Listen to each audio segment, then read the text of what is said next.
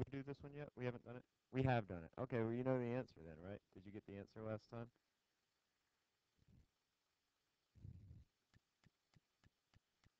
And hopefully those of you that have ordered them will get the workbooks in soon. Has anybody gotten theirs in yet? Okay, I'm sorry. They print them on demand, so it takes a little while. But you should get them hopefully by the end of the week. Is that true? Does anybody have expectation of getting them by the end of the week? It what? Yeah, okay. But anyway, the workbook will have all these questions in them when you get it, so no need to write them down. I'm going to take this away at 45.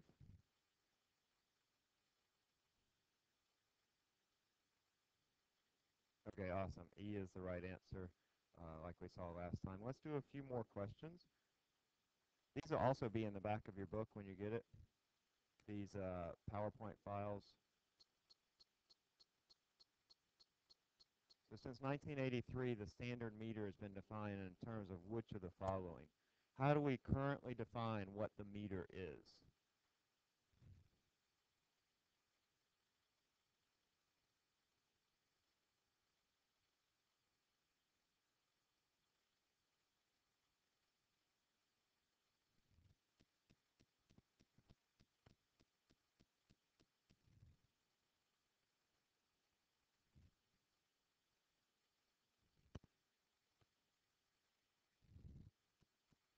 All right, I'll stop at 45. 45.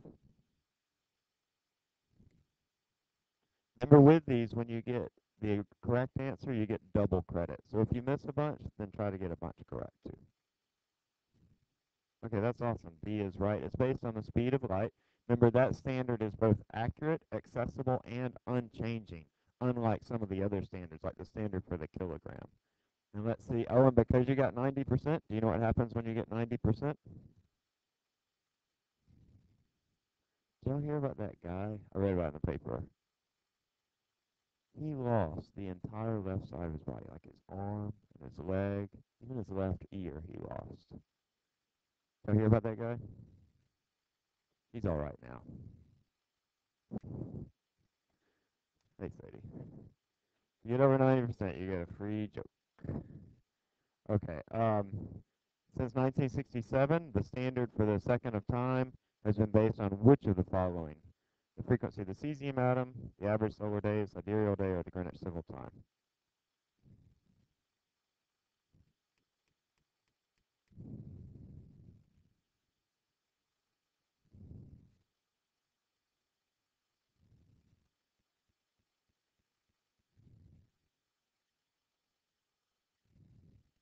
All right, I'll stop at 35, 35.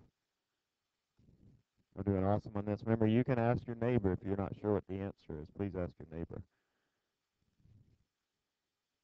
Okay, and that's awesome. A is right. This is a great standard because it's accurate, it's accessible. I mean, you might not have a cesium atom lying around, but you can get one pretty easily. And it's unchanging as far as we know that that cesium atom will always oscillate at that frequency. And what did the fish say when he ran into a concrete wall? Damn. Okay. And generally, when I ask a joke, I pose the question, and then you say, I don't know. Like, you don't try to guess what the punchline is, or if you know the punchline, I know some of you have had me before and you know these jokes, but you don't try to guess the punchline or give the punchline away for everybody. You just say, gosh, I don't know. Okay? That's good joke etiquette. So let's get that right. All right, mass along with what two quantities make up the three basic quantities in mechanics? Mass, what, and what?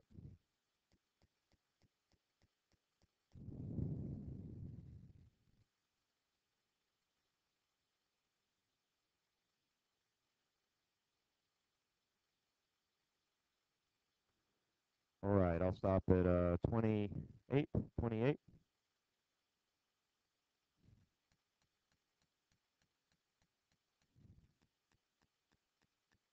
Okay, awesome. C is right. Remember, we're using the MKS system. MKS, which is part of the SI system. That's meters, which is for length, kilograms, which is for mass, and seconds, which is for time.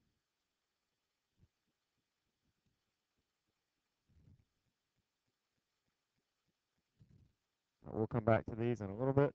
Um, let's move on to our metric prefixes. Listen, a lot of this first chapter should be review for you. Hopefully it's review. If it's not, that's okay too. Uh, but it's also fairly foundational for what we'll do. You need to know the metric prefixes. You're going to need to know them all year. And you need to be very fluent in how to convert from one metric prefix to another. So like, for example, you need to know pretty much without really looking or thinking about it, how to convert centimeters to meters, that you move that decimal place over 2 places to the left. There are techniques, and we'll look at those on how to convert metric prefixes, but there are some things that you just need to know really quickly. And you'll get that if you don't have it right now, but it'll take a little practice. The metric prefixes that you need to memorize are these metric prefixes. Nano, they go from small to big. Nano is 10 to the minus 9, lowercase n, like nanotech. Right, is Jesse here? No, Jesse's not here. Micro is 10 to the minus 6. That's that looks like an M, but it's actually a what?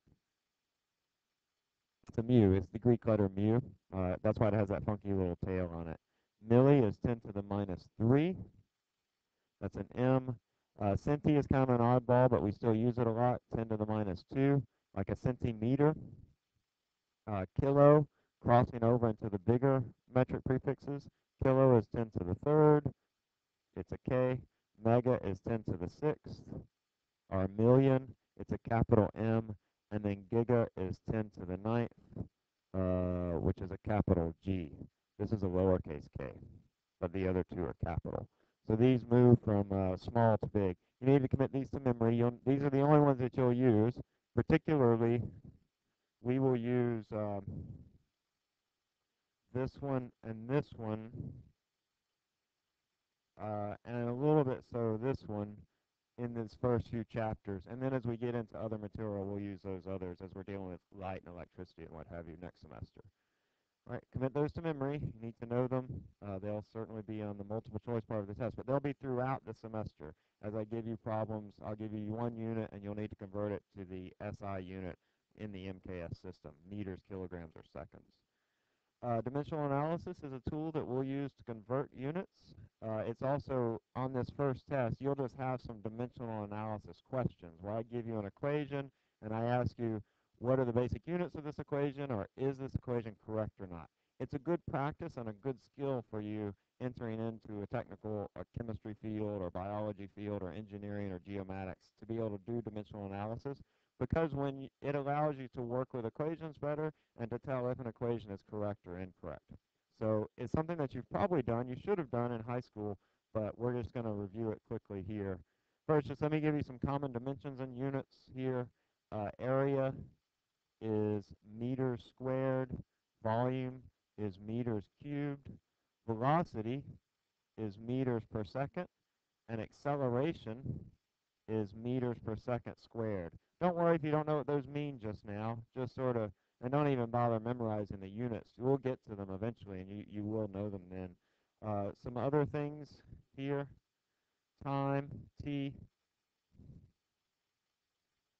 is in seconds, and position, which we call X down here below, is in meters. It tells the position relative to the origin. Hey, Connor. Come on in. So with those units, we can look at these equations and ask if they're dimensionally correct or not. Now, when I say, are they dimensionally correct, what I'm really asking is the left-hand side of this equation have the same units as the right-hand side? This first one's easy. I'll do it for you, but then I want you to do this one and this one.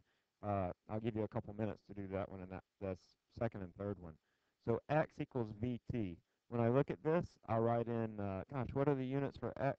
Position, meters. V is meters, meters over something, second, right? And then time, of course, is second based on that cesium atom. And what you want to ask yourself is, are these equal? Are these units the same? Are they the same? Yes, because I can cancel my seconds. If you don't see that, you might write this in a slightly different way. You could write it as meters times seconds over seconds. Or you might remember that anytime I write a number, it's implied that it has a 1 underneath it. So anytime I write just a variable or a number, it's implied it's in the numerator. So these seconds cancel out. leaving me just with meters, and they are the same then. Now you'll do that here for this one. I want you to try B on your own. Just one thing, anytime I encounter a constant like this 1/2, it has no units. So I just forget about the 1/2. It's not really relevant to me at this point. The other thing is that I want to make sure that the units here match up with the units here, here, and here. Anytime I'm adding numbers, they all have to have the same units. This subscript right here, it has an x naught with a little 0 at the bottom. That just means initial. So x with a subscript of a 0 is initial position. I'll zoom in a little bit so y'all can see a little better.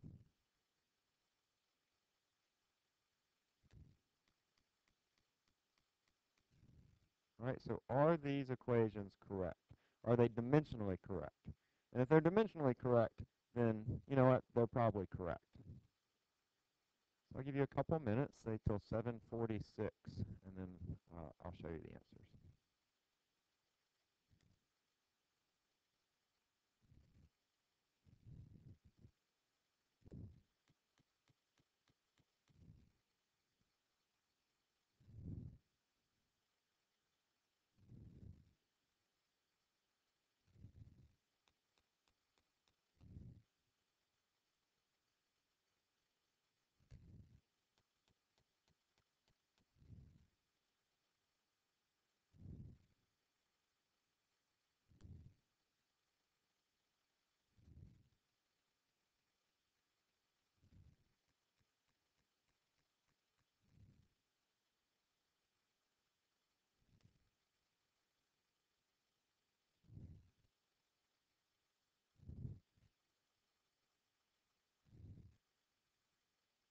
About 45 more seconds.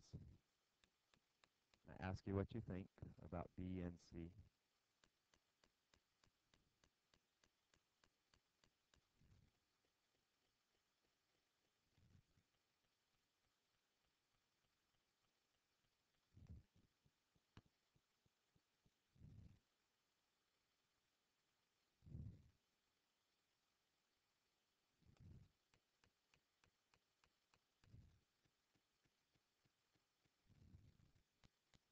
15 seconds.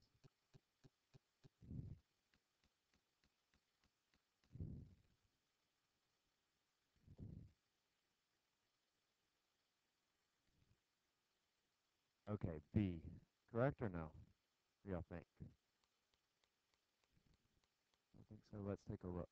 So first of all, to look at B, x is in what?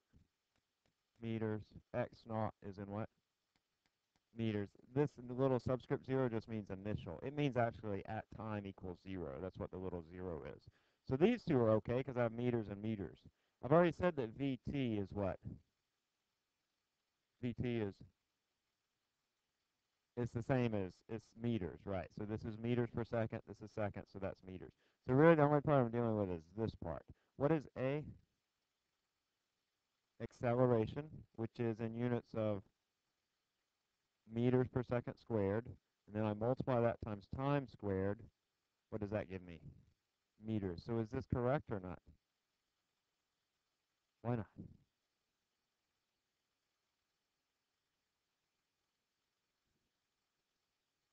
Let me show you. Okay, let me show you. It is correct, in fact, because all I'm looking for here is that every single component have units of meters. I know that these first two are meters. I know this is meters per second times second. That cancels and leaves me just with meters. So far, I'm okay. And then this last one is meters per second squared. Time is seconds squared because it's t squared. And those cancel. So I have meters, meters, and meters. I'm just trying to confirm that each component of this equation, all summative elements, all the parts that you're adding up, have the same unit. So this one is in fact correct. Okay? It's good to get it wrong here because that means you're probably not going to get it wrong in the test. On the test, by the way, likely you'll just have a few multiple choice regarding these because we're going to get into kinematics and stuff. But this is a useful tool. The kinematics will largely make up the free response part of your test, which remember is like 70% of your test. Um, So this is important, but it's not going to be the bulk of your test. How about this last one? Is this one correct? If you think yes, raise your hand. If you think no, raise your hand. Okay. We can tell pretty quickly if we look at this that it is not correct. V is in meters per second. A is meters per second squared. And then I have a 1 over time, so that's 1 over seconds. So this term is the same as this term. But if I look at this and simplify it, I get meters per what? Seconds cubed. So this term is not the same as this term. I can stop right there if I want, or I could say this term has units of what? Meters seconds, meters times seconds. So none of those parts match, so that one is not dimensionally correct. Let's try this on your own as a clicker question.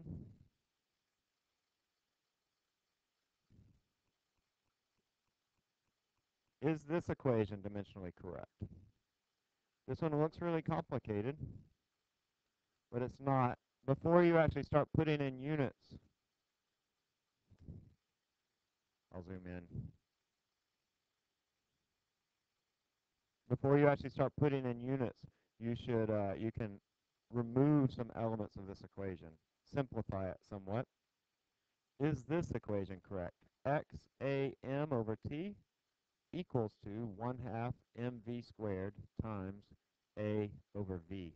And then these are the units: mass in kilograms, T in seconds, X in meters, V in meters per second, and A in meters per second squared. I know y'all are furiously taking notes, but again, when you get your workbook, all this will be in it. So.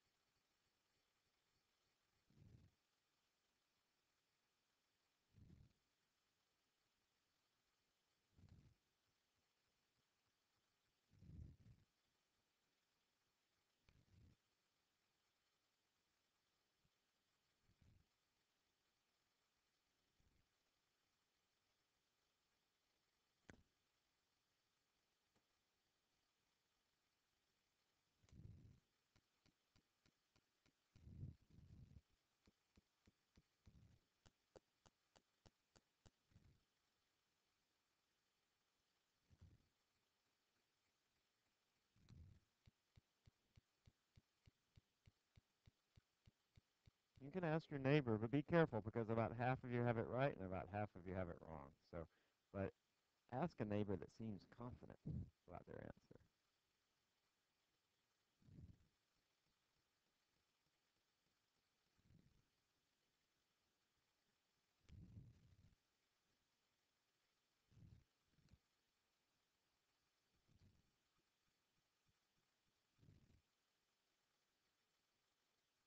All right, we're going to wrap this up in about 15 seconds at 2:50. So if you're not sure, just guess. Remember, on these clicker questions, you do get credit even if you get it wrong. So it's not a big deal for you to get it wrong. In fact, I like for you to get it wrong. It sort of helps you remember things better. 2:50, I'm stopping. All right. Slightly more of you said A. A is correct. This looks really complicated, right? But it's not really. Let me show you why. I can cancel a lot of these. I can cancel my m's, divide both sides by m. I can divide both sides by a. That gets rid of a on both sides. And then over on the right-hand side of the equation, I can get rid of this squared with one of these. V squared over v is like v times v over v. So that cancels out. I forget about the half, and all I'm left with then is x over t equals to v. That's a relationship that we've already seen, but it's meters per second equals meters per second. So this is correct, in fact. Yes is the right answer here. All right. We'll do some more of those in a little bit on our clicker questions, that PowerPoint that I pulled up earlier. But let's move on to uncertainty right now, and then we'll come back to this, and there are also some homework questions regarding this for you to work through. But you'll certainly see this on the test. It's an important skill for you to develop, not just in this class, but in all of your classes. All right, let's look at uncertainty. Uh, we deal with this a little bit in the lab. You have a lab on it, uncertainty and the measurements. We'll just sort of touch on it here briefly. Whenever you measure a value, as many of you will, most of you will, in the field that you're going into, the uncertainty will depend upon the method of measurement, and the uncertainty tells you how well you know a value.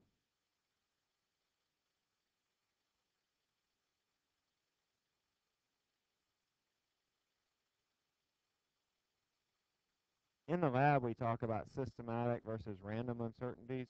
As far as we're concerned here, we'll just consider random uncertainties. And with random uncertainties, if I have a value, like say this x equals 4.5 plus or minus 0.2, we express it in this way. That means that x potentially has a value anywhere from 4.3 to 4.7. That's what this plus or minus means, that in the range of our values for x, it can be anywhere within 4.3 and 4.7. That's what uncertainty means. You'll probably, especially you engineering majors, will take whole courses in uncertainty analysis, depending on the field that you go into. But it's fairly important as you're considering plans for buildings and other structures. But we're just going to touch on it in that way. Significant figures. A significant figure is just a reliably known digit. Oh, and as far as uncertainty, you may or may not see that on the exam. All right, it'll be a simple question, something like, what is the range of the possible values for this number? Something along those lines. Or you might not see it at all. I don't consider it terribly important for this class. Significant figures is a reliably known digit. You likely will see this on the exam. Uh, I just want to show you a video because I think that you guys know significant figures, and this video sort of summarizes the rules. And this guy is pretty cool. Frankly, I sort of want to be like this guy. Stop me if you've seen the video. Oh wait, no, don't stop me at all. We're gonna watch it anyway. But you probably haven't. Digit. Sig fig is a reliably known digit. Let's just try a few examples. I think y'all know sig figs, but let's just try a couple examples. Consider these numbers. Just tell me how many sig figs these numbers have. 0.1, it just has one significant figure. 0.0054, it just has two, right? Only the 5 and the 4. The rest of these are placeholders. 102, 102. 3, but the 0 is not a placeholder? No, it's not. So yeah, it has 3. 100.1, it has 4. 100.007, it has 6. None of the zeros are placeholders. And 0.00540. 3 is right. It's tricky. Uh, these are placeholders, but this one is not. So I have 3 sig figs here. Easy way to tell what sig fig, write it in scientific notation. And we'll use scientific notation a lot. When you write in scientific notation, all the digits that you write are significant. So here I'd write this as 1 times 10 to the what? Negative 1, right? I would write this as 5.4 times 10 to the negative 3, 1.02, 10 to the 2, 1.001,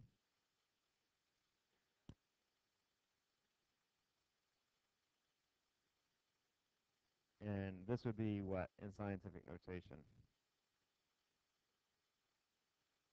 Would it be 5.4? 5.4 is 0 times 10 to the negative 3. So see, when I write them in scientific notation, the number of sig figs is in that part of the digit, okay? So that's an easy way.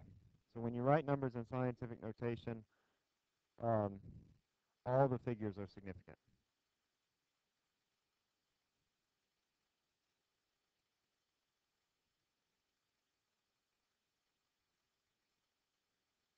Likely what you're going to see on the test is doing particular operations, multiplication, division, and adding, subtracting.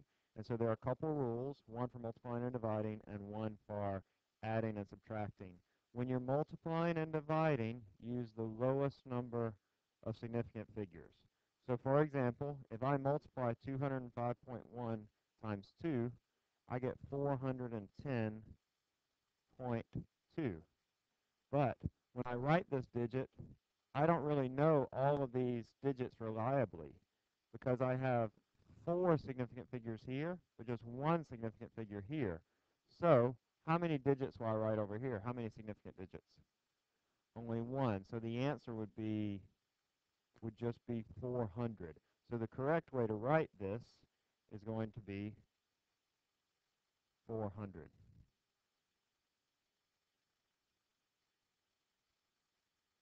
On this other one, if I multiply 8.25 times 5.1, if I put that in my calculator or do it long, I get 42.075.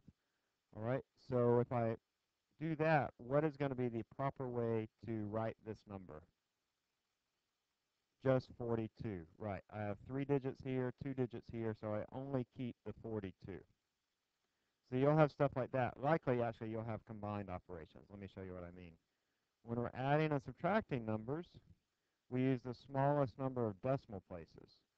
So for example here, if I write this, I get 132.7.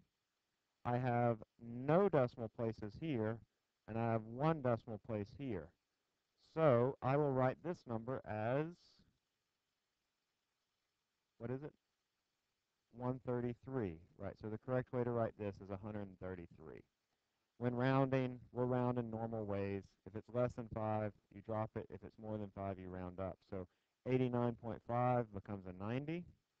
That's same for your grade as well, by the way. And an 89.4 becomes an 89. So if we're rounding to a particular decimal place, that's how we'll round.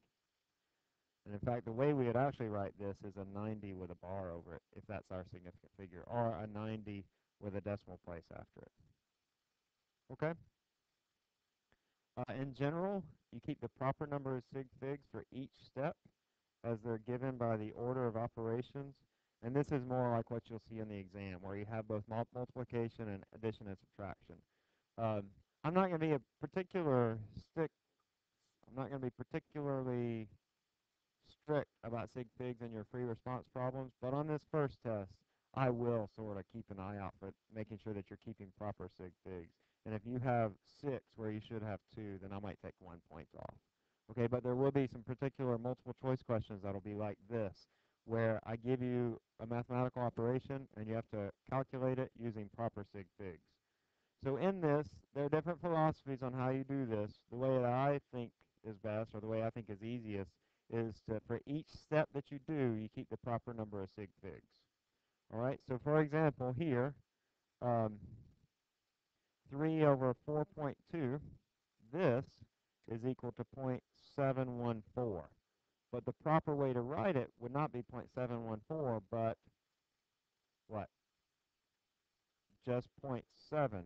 I keep the lowest number of what? Sig figs or decimal places in that operation? Sig figs, because it's multiplication. So that's going to be 0.7.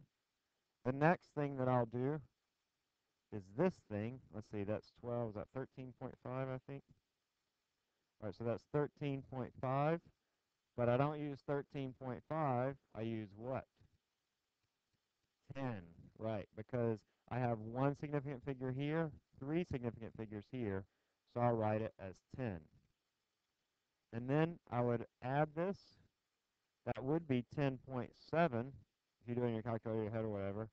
But that's not what the answer is going to be, is it? The answer instead will be 11. All right, because now that I'm adding the numbers, I have one decimal place here and no decimal places here. So I have no decimal places over here. I round up my 10.7. Let's try that as a clicker question.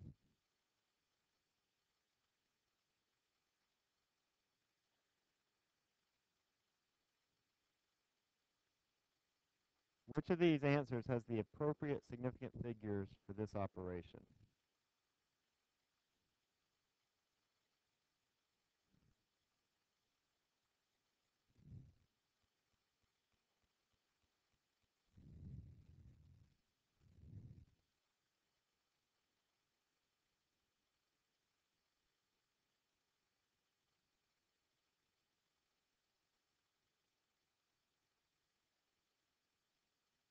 You could pull out your calculator, but you probably don't really need to. Just think about the number of significant figures that each operation will require, and then how does that affect the final answer?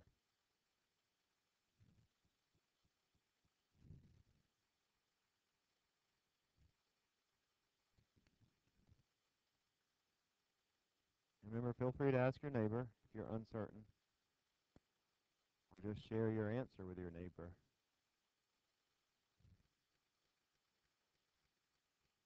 Psst, what did you put? See, that's how you do it. You say, psst, what did you put?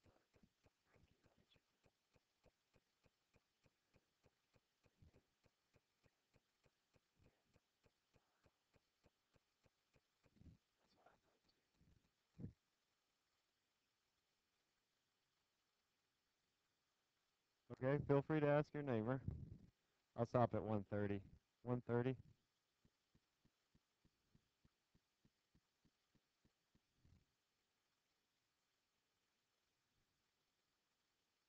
Okay, awesome. A is right.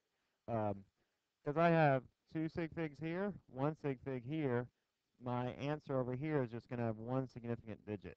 So it's going to be 0.01 divided by 3.4.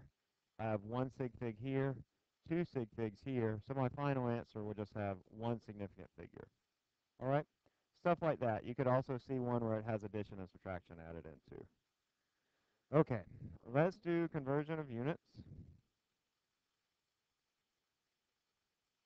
In this, we're going to use the dimensional analysis to convert units. You're going to be doing this a lot this semester, so make sure that you get this now. If you're not getting this, by the way, I sort of going through this quickly because it's sort of a review, but if you're not getting it, I know that some of you are not getting it.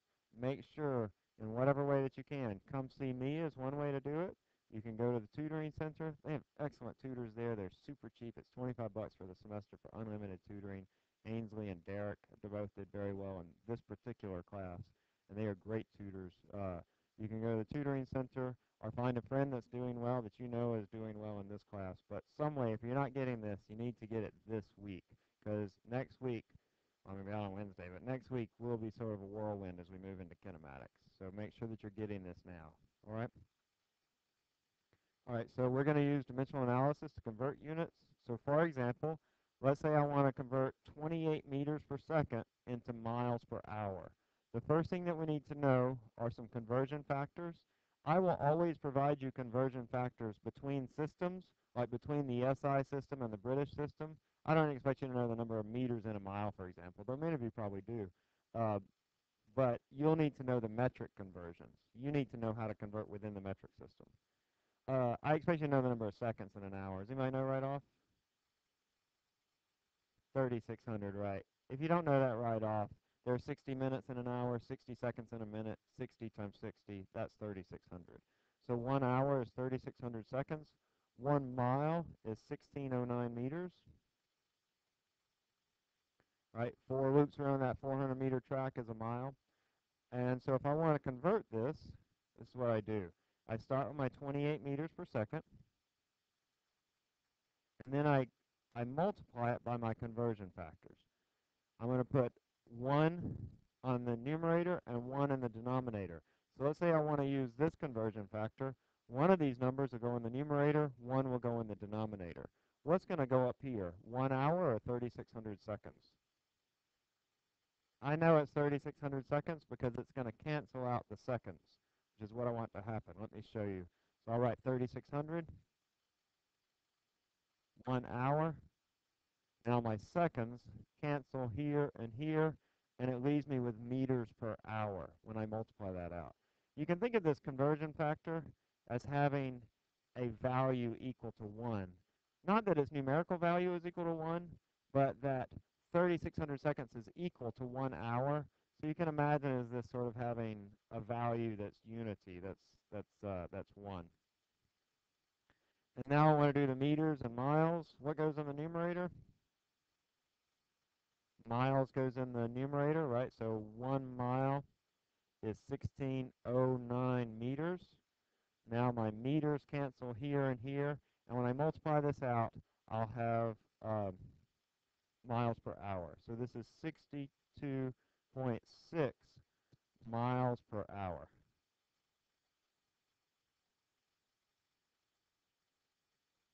mph, or however you want to write that, miles per hour.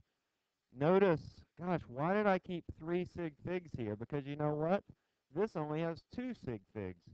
So did I just make a mistake by just keeping 3 sig figs? Because if I did, I would need to go back and correct it. Is that a mistake to keep 3 sig? But this has 2 sig figs. It's a constant.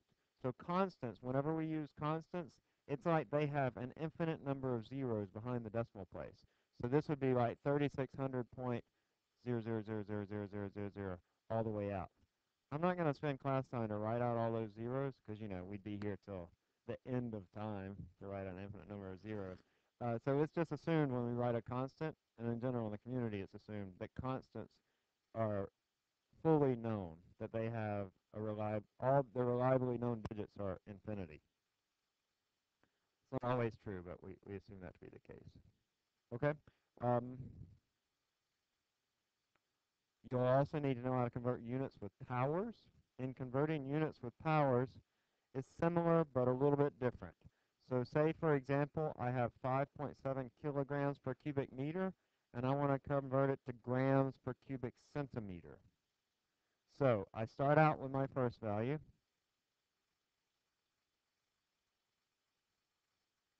and I need to know what my conversion factors are. I'm not going to give you the conversion factors, but you'll need to know them. I gave them to you earlier.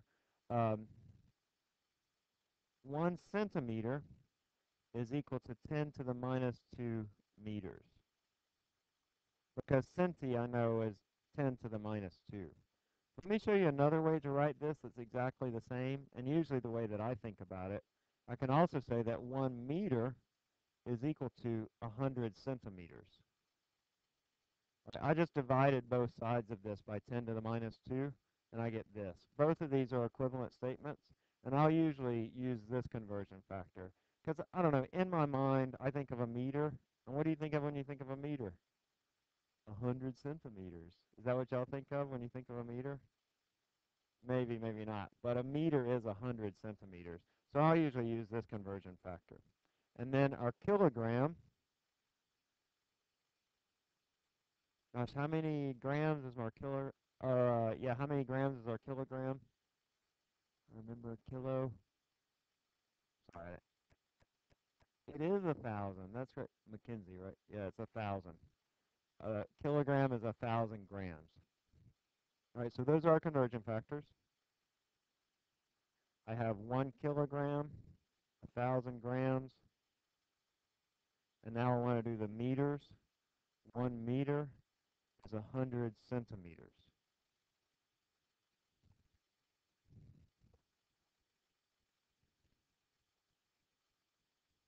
Is that good? What's on? Who's got what? What? Oh, right.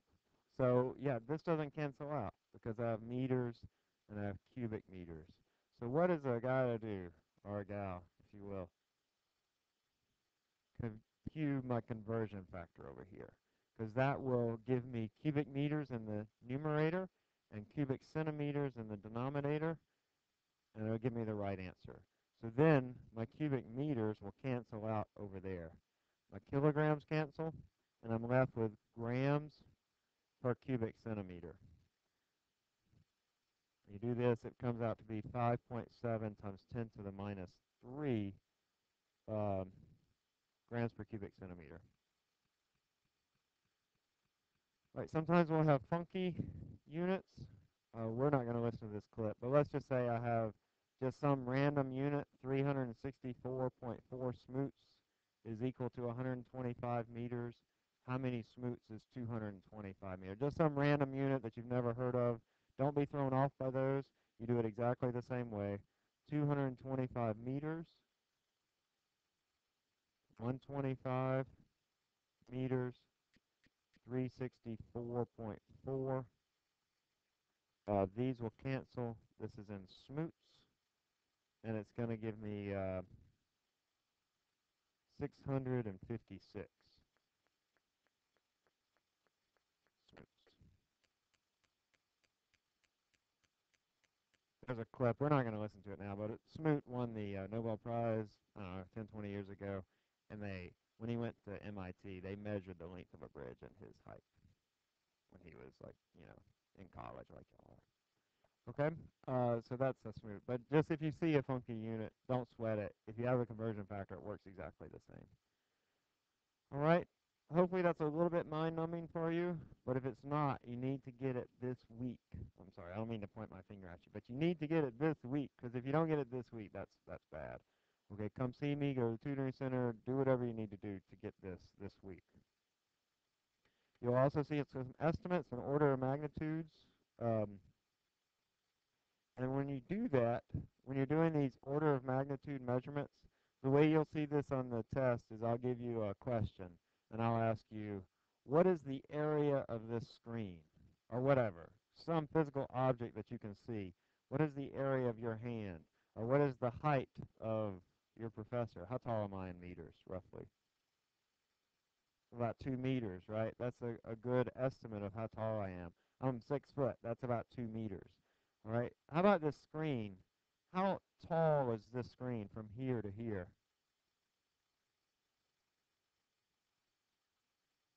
The screen? How many meters from here to here? 0.5? Oh, 1.5. Yeah, we'll just say 2. All right. We'll just sort of, and then across, maybe it's, I don't know, 3 or 4, 4-ish, right? So stuff like that. You need to know what a meter is, you need to know what a centimeter is, and you need to know what a kilogram is. A meter is about this wide, about 3 feet, and you need to be able to take that and say, translate that into estimating the properties of something that you see. Like this room. How big is this room? How many meters do you think it is from here to here? Don't think about it too much. I mean, you can count the tiles because they're a meter roughly. But I don't know, is it 2 meters? Is it 20 meters? Is it 200 meters? Or is it 2,000 meters from here back to the wall? It's 20, roughly. I don't know what it is exactly, but it's definitely not 2 meters, right? And it's definitely not 200 meters. That'd be like 2 football fields. So you'll see some estimates and order of magnitudes, probably multiple choice questions on the tests in a couple of weeks. All right, so the volume of this room, for example, would be about 20 meters by, how tall is this room? 2-ish? 3? I'm 2, yeah, so 3. 20 meters times 3 meters times, what is this? This 12, is that what you said? No, 10. We'll just call it 10. We want to keep nice round numbers. So 20 by 3 by 10, and then that's going to be 60 times 10, or 600 cubic meters. That means if you have a cubic meter, which is a box, about like this, you can fit 600 of those in this room. Okay? So you need to know what a meter is. You need to know what a centimeter is. A centimeter is about the width of your pinky. And you need to know what a kilogram is. A kilogram is roughly how many pounds? About a little more than 2 pounds. So typical person or typical guy has a mass of about 70 kilograms, 70, 80 kilograms. All right, area of your hand. This distance in centimeters is roughly what? Look at your hand. How long is this in centimeters? Well, if you need to help, you can use your pinky and you can say 1, 2, 3, 4, 5. It's about 15 or 20 centimeters. I have big hands, but about 20 centimeters. And then across, it's going to be about, I don't know, what do you think? About 10 centimeters going from here all the way over to your thumb. So the area of your hand then would be about 20 centimeters by 10 centimeters, which will be 200 square centimeters. So on a test, for example, if I gave you that question, I'd give you 2 square centimeters, 20 square centimeters, 200 square centimeters, or 2,000 square centimeters. It's obviously not 2 square centimeters. That'd be about that big. It's obviously not 20, and it's obviously not 2,000 square centimeters. But it'll be obvious to you if you have any idea what a centimeter, a meter, and a kilogram. It will be obvious to you, but it will take a little practice, okay? Because students do have trouble with this. There are some estimation problems in your homework, and we'll see some more as well as we go through. Your height in centimeters, I already said this, or meters, it's 2 roughly for, a tallish person. Centimeters then would be No, not 2000. What is it, y'all? Hillary? 200, right. Okay, so know your basic SI units, MKS. We'll do this one. We sort of did it already if you were listening. All right, what is the area of the projection screen at the front of this room? By the way, these questions are all questions that are taken from tests. You can go back and look at your old tests. They're on that website. For practice, I recommend that you do that.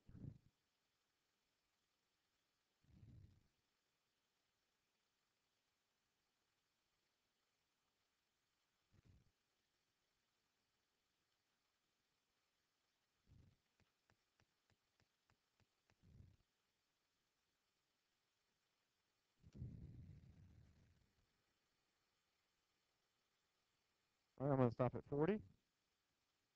I know it's almost 8:25, but do I let you out early? No, I don't, ever.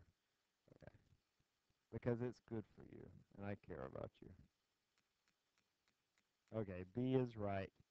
This is roughly, you know, maybe 4 meters this direction, 2-ish meters here. It's about 10 square meters. It's definitely not 1 square meter. That would be like this, and it's definitely not 100 square meters. That would be 30 feet by 30 feet. That would be like the whole front of this room almost.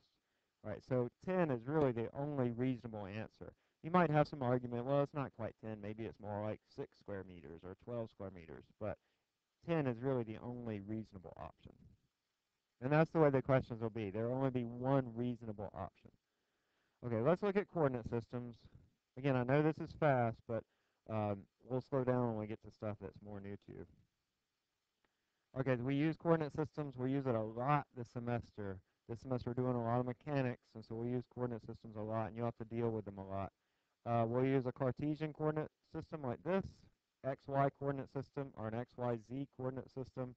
XY, we start at the origin. To the right is positive, to the left is negative, because we live in this right-handed world. Up is positive, down is negative, because we generally think down is bad or whatever. But anyway, we have this plus minus system for the coordinate system. We'll get into three-dimensional coordinate systems. You might not be terribly familiar with that, but it just adds a z-axis. If I have my left, right, up, and down, then I also have my out and back, or towards you and away from you. And we'll deal with that when we get into chapter 6 or 7, the third coordinate of that coordinate system. We'll also see some plane polar coordinates, where we'll describe positions not by x and y, but by r and theta. Particularly, you'll need to know trig, some right angle trigonometry. You should have had trigonometry before coming to this class. I'll review what we need to know for that right now.